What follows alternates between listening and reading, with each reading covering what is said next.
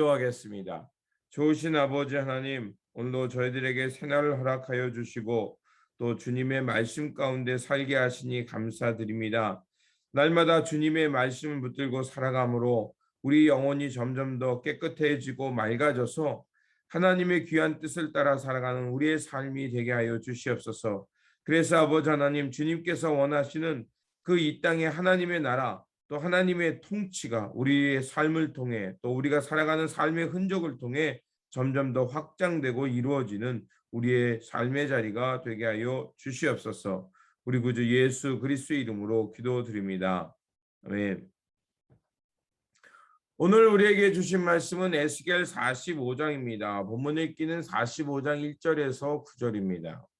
너희는 제비 뽑아 땅을 나누어 기업으로 삼을 때에 한 구역을 거룩한 땅으로 삼아 여호와께 예물로 드릴지니 그 길이는 2만 5천 척이요 너비는 1만 척이라. 그 구역 안 전부가 거룩하리라.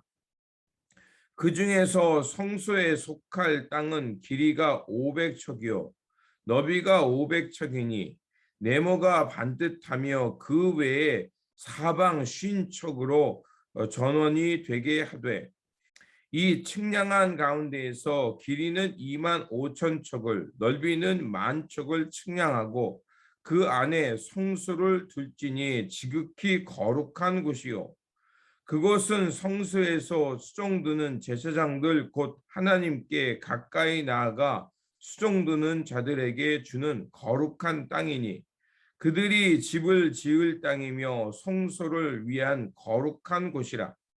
또 길이는 2만 5천 척을 넓이는 1만 척을 측량하여 성전에서 수종드는 레위 사람들에게 들려 그들의 거주지를 삼아 마을을 수물을 세우게 하고 구별한 거룩한 구역의 넓이는 5천 척을 길이는 2만 5천 척을 측량하여 성읍의 기지로 삼아 이스라엘 온 족속에게 돌리고 드린 거룩한 구역과 성읍의 기지된 땅의 좌우편 곧 드린 거룩한 구역의 옆과 성읍의 기지 옆에 땅을 왕에게 돌리되 서쪽으로 향하여 서쪽 국경까지와 동쪽으로 향하여 동쪽 국경까지니 그 길이가 구역 하나와 서로 같을지니라. 이 땅을 왕에게 돌려 이스라엘 가운데 기업을 삼게 하면 나의 왕들이 다시는 내 백성을 압제하지 아니하리라. 그 나머지 땅은 이스라엘 족속에게 그 지파대로 줄지니라. 주 여호와께서 이같이 말씀하셨느니라. 이스라엘의 통치자들아 너희에게 만족하니라. 너희는 포악과 겁탈을 제거하여 버리고 정의와 공의를 행하여 내 백성에게 속여 빼앗는 것을 그칠지니라. 주 여호와의 말씀이니라. 아멘. 오늘 본문 말씀은 하나님께서 이제 허락하시는 이 새 땅에서 거룩하게 살라는 말씀입니다. 에스겔의 환상 속에서 이스라엘은 다시 성전을 회복합니다. 그리고 포로 생활에서 돌아온 이스라엘 백성들은 이제 다시 성전을 건축하고 이제 제사 중심의 생활을 정립하게 될 것입니다. 그리고 성전이 될 구역에서 하나님께 드릴 예물을 바치게 하고 또 성소에서 직무할 제사장들에게 땅을 주라고 말씀합니다.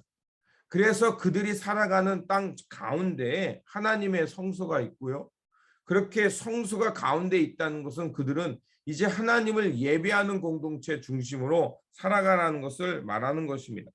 그리고 이제 성전에서 수종드는 레위 사람들에게도 땅을 주어서 그들이 그 땅을 통해서 자신들의 생계를 유지하면서 하나님을 예배하는 일에 충성할 수 있게 했습니다.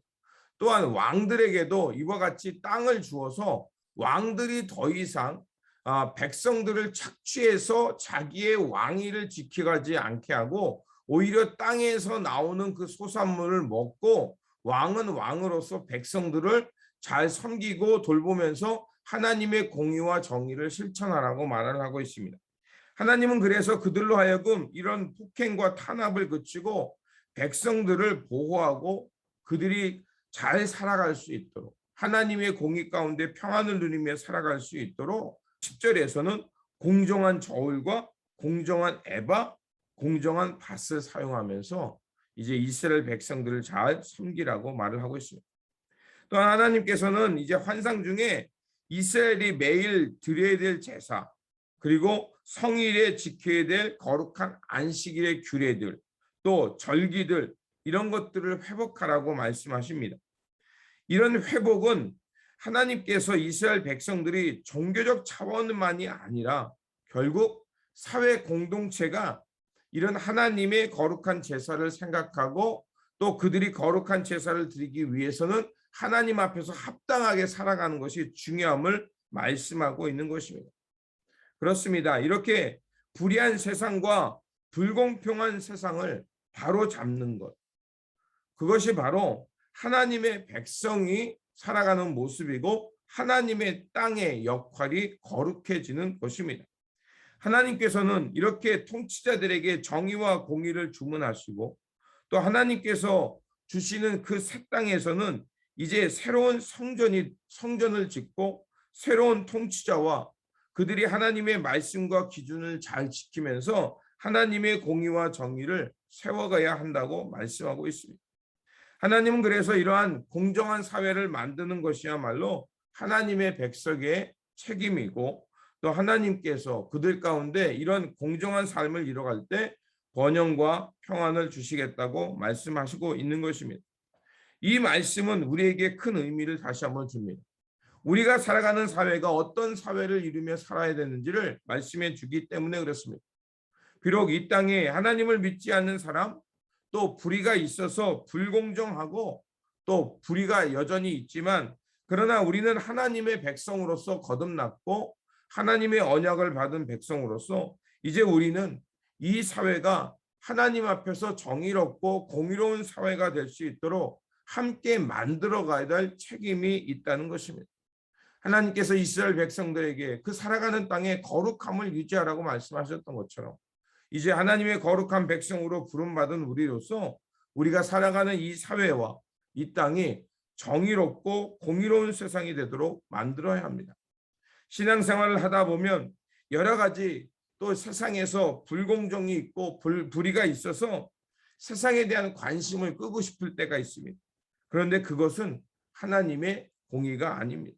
공의라는 것은 나뿐만이 아니라 나와 함께 살아가는 모든 일도 하나님의 의를 공정하게 대접받을 수 있게 하는 것입니다.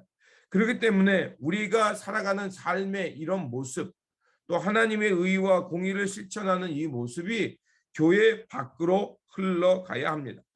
그래서 이 세상에 불의로 인해 고통받고 있는 사람들, 그들로 하여금 하나님의 공의가 임하게 하여 주셔서 그들로 하여금 자신들이 권리를 찾고 마땅히 살아갈 터전들이 회복되어져야 할 것입니다.